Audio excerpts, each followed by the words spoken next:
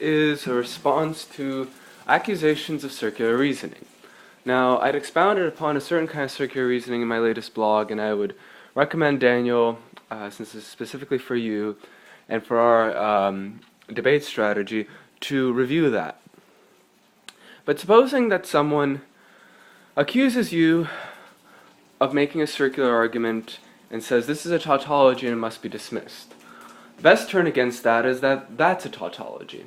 Simply put, I've established, let's say, over the course of an argument, through using circular reasoning, how this argument is totally self-sufficient, totally self-referential, and totally independent of the need to appeal to any kind of invisible absolute truth or absolute logos. And so, therefore, the sense of instability that we encounter in looking at this is good, because it actually shows that we're getting deeper into this situation, into this issue. And then there are accusations being made of another argument that I was making of being circular. And these two arguments are not both circular, so to speak. At least one of them can be described as circular. The other, we can't really figure out how to describe it as being circular. So the question is, phenomenologically, why does it appear as though one of these arguments is circular in the same way that the other one appears to be circular? Is it your mind fooling with you? Well, no. It's not your mind fooling with you, because they have something in common, and that is that they're cohesive. Both the non-circular argument, let's say argument B, and the circular argument, argument A, and this is me being horribly systematic, I know, both essentially clarify the same sort of truth, or the same sort of validity. So they only appear to be circular because they are true. And some circular arguments are true, and some true arguments do turn out to be circular, or at least they can be expressed by deference as being circular. And incidentally, this method of deference is incidentally what I'm discussing in argument A. I'm arguing, look, all truth is deferred. Even to say that something is a circular argument is a deference itself. All logical deduction, all extrapolation, all elaboration, all of these things are, in even the system of warranting arguments and just making generalizations, all of it is essentially a function of deference. And if that deference happens to be circular, so be it. Well, now, the argument being addressed now is argument B. The opponent is fixated on the notion that circularity is bad and is trying to point out how argument B is circular. And the opponent can't. And I say, well, of course you can't, because what you're looking for is a definite absolute truth. And we've already established through argument A that that's not the case. So now the opponent comes back and says that's a circular argument, because argument A was inconclusive. You never sufficiently warranted it because it was circular. And so, therefore, you have to provide a warrant through something else. And you're using argument B to warrant argument A, and then using argument A to warrant argument B. In other words, you're arguing that argument B is not circular because you'll never find that, because there's no such thing as a truth, as established through argument A, but there's no such thing as a truth because this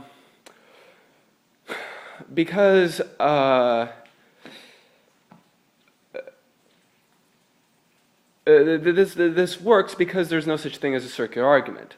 And if there's no such thing as a circular argument, then you could see almost argument B. If argument B is posited as a subset of argument A, and it's like a brick in the wall that you're trying to chip away at, just to break through. You can just imagine your opponent trying to break through the fortress to that one brick in the wall, saying, if I could only prove that this one aspect of the argument is circular, then the whole building collapses.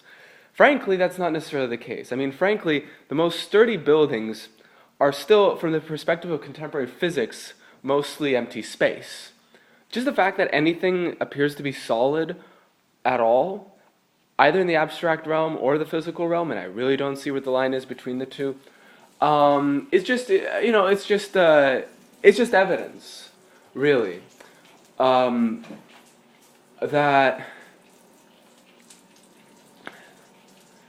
the person is desperate, that the person doesn't want to accept the full force of the argument and is struggling for power, but is probably in a position of weakness because you have a very strong argument, and the strongest arguments are, in a sense, circular because they refer to themselves and are self-sufficient.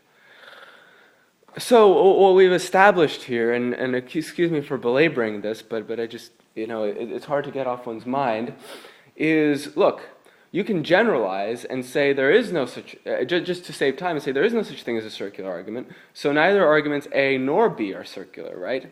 And then the person says, well, that's a circular argument, because actually, you're claiming that there is no circular argument, as demonstrated in argument B, where we weren't able to find the circularity, because there is no truth, and that what we're trying to find is actually a truth. And you're arguing that that truth has been established as absent through argument A. And since it's absent according to argument A,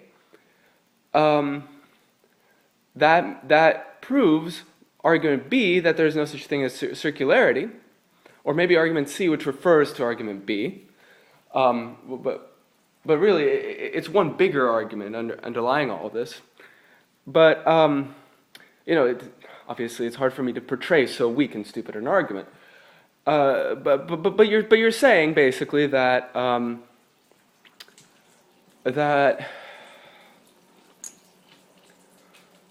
that basically A proves B because B proves A. There is no such thing as circularity in arguments because that's an invisible logos, that's a truth, and we established that in argument A, and the reason that argument A is valid is because it's non-circular. So you're saying argument A is valid because it's non-circular, and there's no such thing as circularity, but there's no such thing as circularity because argument A is valid.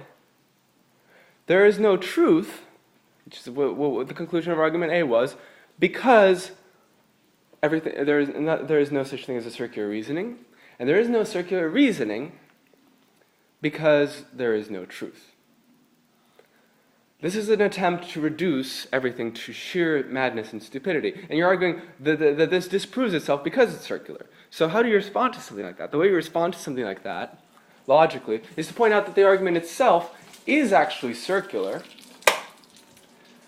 but that it doesn't matter that it's circular. In other words, here's the point.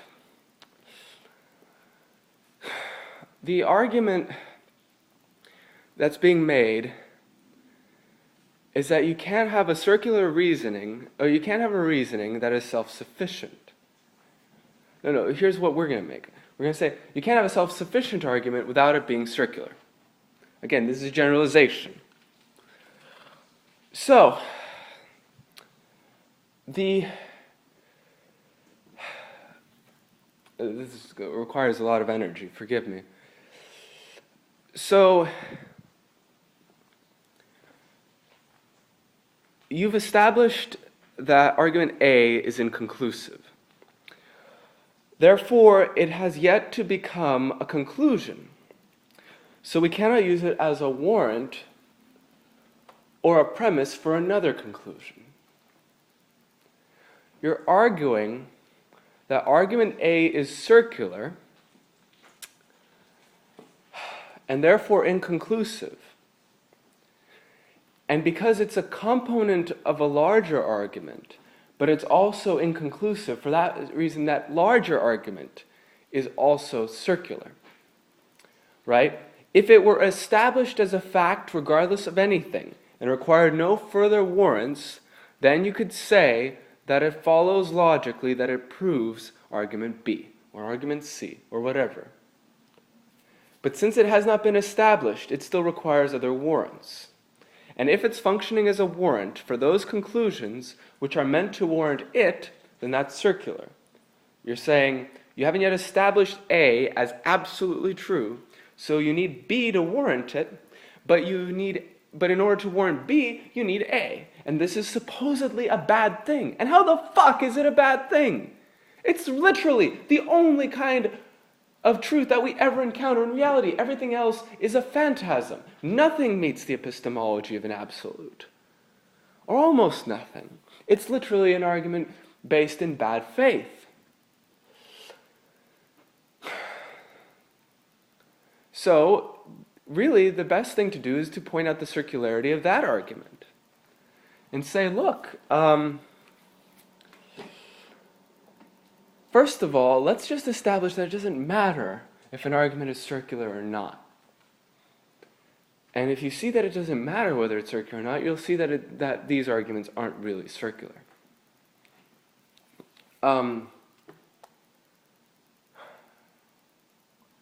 Also, the claim was never being made that there are no circular arguments.